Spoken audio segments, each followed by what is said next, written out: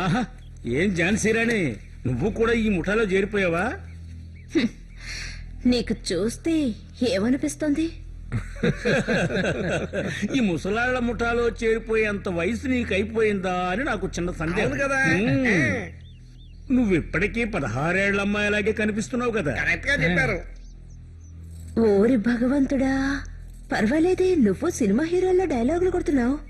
వీరికి తల నెరిసింది గాని అందమైన అమ్మాయిని చూస్తే జదవజ్జోకులేస్తుంటాడు. పేరుకు సత్యవంతుడు, చేసేవన్నీ అరాచకాలు. ఏం ఝాన్సీరాణి, మరీ ఇంత దూకుడు పనికిరాదు, పడిపోగలవు, జాగ్రత్త. ఈ ఝాన్సీ రాణికి లేవడమే తెలుసు. మా గాలి వంశానికి జిల్లా మొత్తం మంచి పేరుంది. అంత తేలిగ్గా వదలను. మా వంశానికి చెడ్డ పేరు తెచ్చే వాళ్ళెవ్వరినైనా సరే వదిలిపెట్టను. అయితే మా అయ్యగారిని కూడా కొడతారా ఏంటి?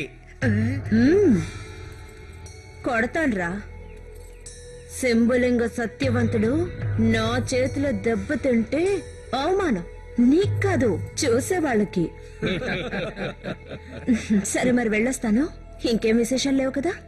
విశేషాలేమీ లేవు. నువ్వు చచ్చిన రోజు నాకు విశేషం. ఆ రోజు కోసమే ఎదురు చూస్తున్నాను. ఖచ్చితంగా నా దగ్గరకు వస్తావు. రోజులు లెక్క పెట్టుకో. రోజులు లెక్క పెట్టుకోవాలా? నిజంగా అలాగే జరగాలని రాసి పెట్టుంటే నేను దేనికైనా సిద్ధమే.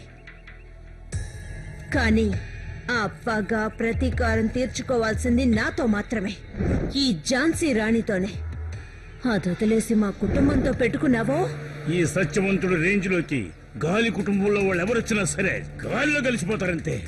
రాబోయే మన కుటుంబాల కురుక్షేత్రంలో ఆ దృశ్యం ఎలా ఉంటుందో ఝాన్సీ రాణి నువ్వే చూస్తావు. అలా జరగకుంటే నా పేరు అసత్యవంతుడుగా మార్చుకుంటానంతే.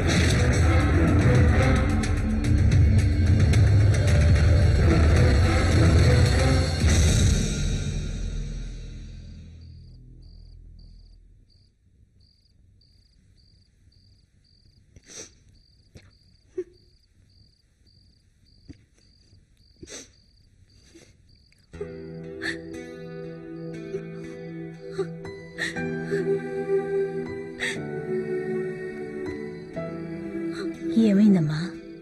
ఇప్పుడు ఎందుకు ఏడుస్తున్నావు? లేదు, ఏం లేదమ్మా. అక్క, నీ మనసులో బాధ ఏంటో చెప్పు. రేపు నువ్వు ఎండీగా బాధ్యత స్వీకరిస్తున్నప్పుడు నీకెటువంటి ఇబ్బంది కలగకూడదని ఆ దేవుణ్ణి ప్రార్థిస్తున్నప్పుడు మన నాన్నగారు గుర్తొచ్చారు. నువ్వింత పెద్ద చదువు చదివి రేపు నువ్వు ఎండి సీట్లో కూర్చోవడం చూడడానికి నాన్నగారు లేరని ఆలోచిస్తే. ఓ, అదన్నమాట విషయం. స్వర్గంలో ఉండి నాన్నగారు మనల్ని దీవిస్తూనే ఉంటారు. సంతోషంగా ఉండక. ఈ రోజు నాకు చాలా సంతోషంగా ఉంది. నా తమ్ముడు ఎండి అయ్యాడు. మీ తమ్ముడు మొండని మాకు తెలియదా? మొండి కాదరా, ఎండి. ఓ, ఎండినా? అయితే మనం పార్టీ చేసుకోవాల్సిందే. మనం కాదు, నేను పార్టీ చేసుకుంటాను. అర్థమైందా?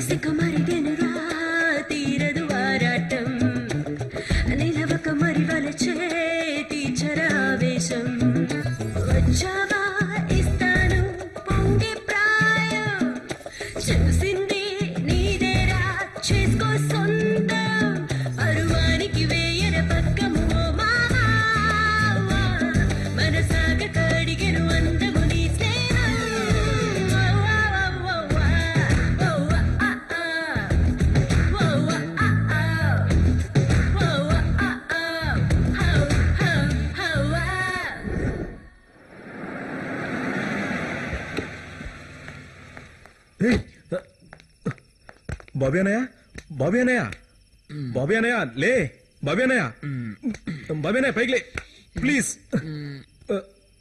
బాబీ అన్నయ్య, బాబీ అన్నయ్య, అక్క ఇంకా ఇంటికి రాలేదన్నయ్య. బాబీ అన్నయ్య ప్లీజ్ కళ్ళు తెరువు. అన్నయ్య అక్క ఇంకా ఇంటికి రాలేదని చెప్తున్నాను కదా అన్నయ్య. బాబీ అన్నయ్య, బాబీ అన్నయ్య ప్లీజ్ కళ్ళు తెరువు. ఓహ్ షిట్.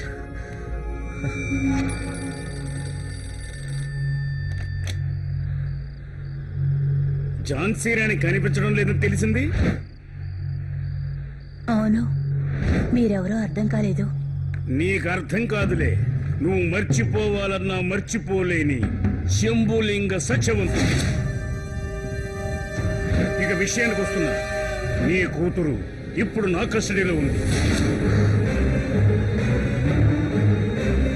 ఇలా చూడండి, మీకేదైనా బాగుంటే నా మీద చూపించండి, కానీ నా కూతుర్ని. లేదు, నీ కూతుర్ని నేనేమీ చెయ్యను. నీ కొడుకు బాబీ 2 లక్షల రూపాయలు నాకు ఇవ్వాలి. నా డబ్బు వడ్డీతో సహా ఇచ్చేస్తే నీ కూతురిని నేను వదిలేస్తాను. రేపు ఒంటరిగా డబ్బు తీసుకుని కొండ మీద గుడి పక్కన ఉన్న గొడవనికి రావాలి. చూడు, ఈ సమయంలో పౌరుషానికి పోవద్దు. పిచ్చి పిచ్చి వేషాలు వేశారంటే మీ అమ్మాయి మీకు దక్కదు. జరగబోయే దాని గురించి ముందు జాగ్రత్త కోసం చెప్తున్నాను. అర్థమైందా నీకు?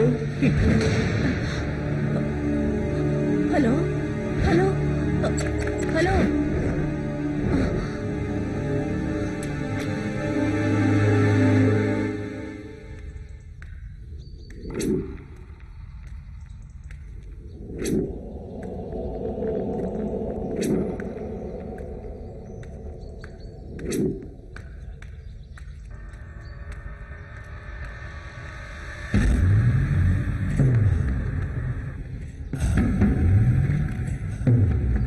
నా కూతురు ఎక్కడా? అదుగో అక్కడే ఉంది నీ కూతురు.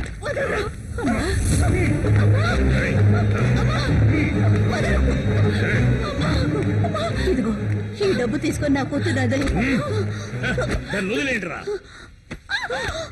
అసలు వడ్డీ ఇచ్చేసాం కదా, ఇక పిల్లని తీసుకెళ్లిపోదామని మాత్రం అనుకోవద్దు. ఝాన్సీ రాణి, నిన్ను కిడ్నాప్ చేసి ఇక్కడికి ఎందుకు తీసుకొచ్చావో తెలుసా? నాకు తలకొరివిగా తయారైన మీ బాబీగాడి పొగరు అణచాలనే నిన్నిక్కడికి తీసుకొచ్చింది. ఈ జిల్లాలోనే గొప్ప పేరున్న ఈ గాలి కుటుంబం వాళ్ళు ప్రతిఘటించడానికి పాపం మగాళ్లే లేరు. సిగ్గు శరం లేకుండా నా దగ్గరకు వచ్చి సాష్టాంగ ప్రణామం చేస్తే అదే 10,000 అనుకున్నాను. నాయకురాలను అగమ్మో. గతంలో చేసిన తప్పులన్నీ మీకు గుర్తు చేసి మీకు బుద్ధి చెప్తా. కనీసం ఒక్క పైసా కూడా సంపాదన లేకుండా కట్టుకోవడానికి బట్టలు లేక నేను నానావస్థలు పడ్డా. మీకు గుర్తుండే ఉంటుందిగా. ఇప్పటికీ నేను ఆ ఘోర సంఘటనని మర్చిపోలేకపోతున్నాను. నా తోడబుట్టిన వాడిని బలి తీసుకున్న సంఘటన ఆనాడు సముద్ర తీరంలో చేపలు తినేసి పడేసిన గుర్తుపట్టలేని స్థితిలో ఉన్న శవాన్ని నేను కళ్ళారా చూడ్డానికే నోచుకోలేదు. దానికి ఓ కారణం ఉంది. అందుకనే నేను చూడలేకపోయాను. ఆ శవం నా తోడబుట్టిన వాడిదని తెలిస్తే తీసుకువెళ్లే పోలీసులకి, పోస్ట్ మార్టం చేసే ఆ డాక్టర్లకి శవాన్ని కాల్చడానికి కూడా డబ్బులు కట్టాలి. అది కట్టడానికి కూడా నా దగ్గర డబ్బు లేదు. ఎవరు తీసుకువెళ్లిన ఆ శవాన్ని ఆ మెడికల్ స్టూడెంట్స్ తీసుకువెళ్లి పరిశోధనకు వాడుకున్నారని తెలిసింది. నా తోడబుట్టిన వాడి ప్రాణాన్ని కాపాడమని మీ అందరి కాళ్ళు పట్టుకున్న సంగతి జ్ఞాపకం ఉందా? అప్పుడు మీ నాన్న గాలి కోటేశ్వరరావు నన్ను గుణపంతో గుచ్చాడు. ఈ గుండెల మీద ఆ దెబ్బకు దెబ్బ ఇప్పుడు తీర్చుకుంటున్నాను ఝాన్సీ రాణి.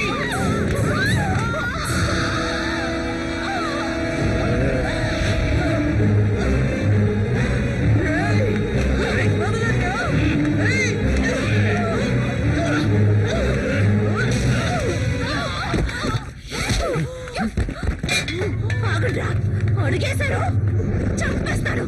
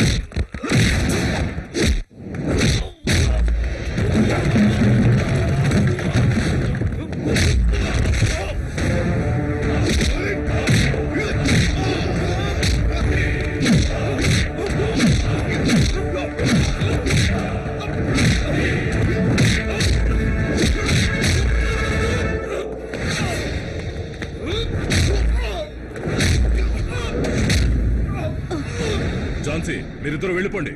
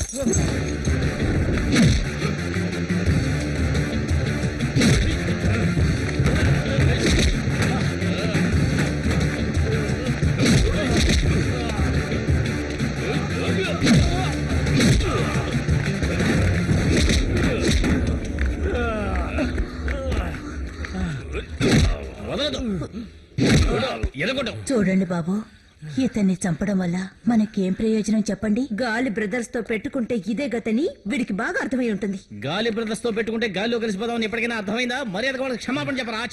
చెప్పరా చెత్తనాయ. క్షమించు తల్లు. నా కడుపులో పెరుగుతున్న బిడ్డకి తండ్రి మాత్రం ఈ ప్రెసిడెంటే. నా ఇద్దరు పిల్లలకి తండ్రి కూడాను ఏ లోటు లేకుండా చూసుకుంటున్నారని ఊరుకున్నాను. నిన్న నేను నా మొగుడు ప్రెసిడెంట్ కలిసి స్కూల్లో చేర్పించిన నా కొడుకుకి తండ్రి ఎవరు? అది ప్రెసిడెంట్